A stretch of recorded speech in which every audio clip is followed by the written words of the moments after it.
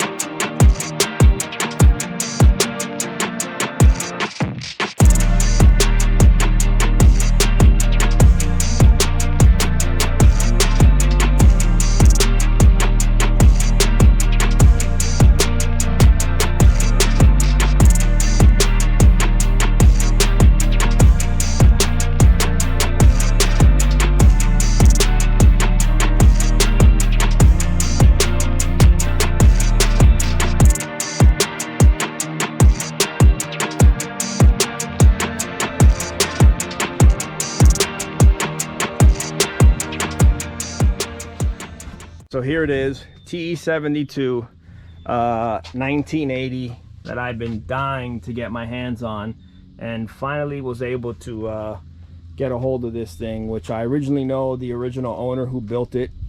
Great guy, built a lot of awesome cars up in the New Jersey area, and man, I couldn't pass it up. You know, this thing is absolutely beautiful. It's got the RC component wheels. It's a little bit more racy than I would want, but at the end of the day, you can't pass up a clean car like this anyways.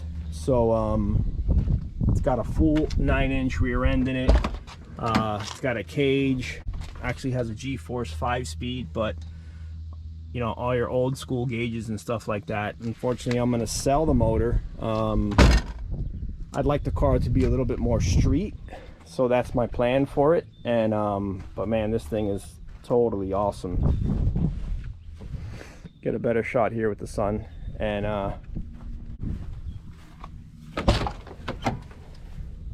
has some old school electronics there on the floor. That's the way they mounted it back in the day. I don't know. Supposedly this car went 9.0 the way it sits, but it's been sitting for a while. So it's got a 3TC Borg Warner style turbo, water to air intercooler, billet 3TC head, Gato intake manifold, running on C16. But again, we're going to fuel tanks here. You know, I want to make it a little bit more streetable. I'm hoping I could put something in the back of the car for fuel tank or whatever I got to do back there. It's got a big Weldon 2035 down there. See if you can see it sitting down there. So it's got that. I'm sure the block is full of cement. It's got billet main caps, and just basically a drag car, but that's not what we want it for again. So we're selling the motor. Actually, the motor in trans is already sold, and we're gonna pull that out. And I'm probably gonna go with a 3TC in this, man, and see what we could build for power with a street car. Since we do so much 3TC stuff, I figured why not, you know, have some fun. I'll put a Celica trans in the thing and see what kind of power we can make with it. You know, run it on E85 and just see what we could do. Parachute was set up with a 16-volt battery system. It's got a brand new battery in it. So that's actually the water tank for the intercooler. So I'm hoping I could probably make that a fuel cell and then just put an air-to-air intercooler in it for now.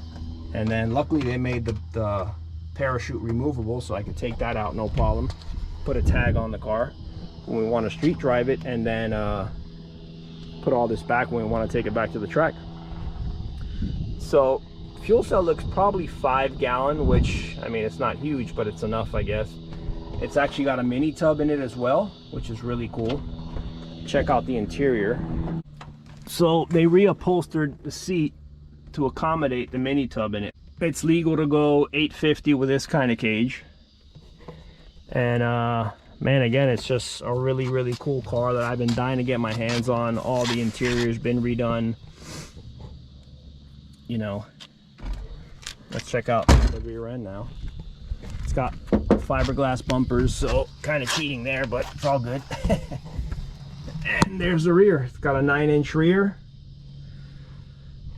Strange shocks on it. It actually has a sway bar in it too that I'd love to put a wider wheel on this thing, so that's probably what I'm gonna do. Put a wheel. I wish they would have narrowed the rear a little bit more, which I might do that as well, because they lost all the dish that they could have had back here. So we'll see. Maybe I'll do that. I don't know what size axles are in it. I gotta tear it apart and see what's in it and stuff, but but yeah, full 9-inch rear. All the control arms have been made, upgraded. Ladder bar here in the back. Top is mounted. You can see they made some stuff in there. I don't know if you can really see it, but it's all beefed up to basically go fast. So again, it's got a sway bar in it. Not sure if I'm gonna leave that or not, because I'd love to put a wheel. I want the look more than anything. This isn't gonna be a car that I'm dying to race, so if I have to narrow the rear up to about here, man, I could put a wheel with a really big dish, put a wider wheel on it, and just really give it that cool look. So I could probably lower it. But yeah, man, I just wanted to give you guys look at all the room we have in here to put a really wide wheel in there. So I'm probably gonna do that. Maybe I'll sell these wheels and tires and then get a wheel and tire combo to put in it for the back. So stay tuned. Maybe you'll see these wheels in the back up for sale, because that looks like that'll bolt up. Well, it's got to be a 5-lug setup. So, but again, super clean car. I mean, the paint on this thing is immaculate, super straight. Just really happy and blessed that we were able to get a hold of this. Again, fiberglass bumpers in the front. I'm going to put regular headlights in it. That'll be my next step. Leave the same radiator, because that's already basically in there. It's got a big electric fan. That should be plenty to keep it cool. Yeah, just rewire it, clean it up, and man, hopefully have some fun with it. You know, that'll be the plan eventually. Check out the front suspension. It's got strange front brakes as well. I'm not sure if we could see what they did to the suspension up front. Let's see if we can check that out. They basically built a coilover setup. That's pretty cool. I don't think it's a strange truck, because it's on, well, maybe it is. I gotta look at all that.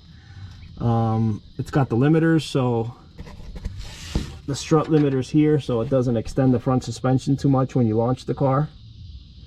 But big downpipe on it. Big wastegate downpipe's got a 60mm wastegate, and big 4-inch exhaust right there. So these cars are impossible to find. And you know, my biggest thing was I used to have a Supra. I sold it like 6 years ago, and it's my biggest regret. So I'm making sure never to do that again with these old classic Toyotas. So when I find them and I can afford to get them, I do, and we just keep adding them to our collection. So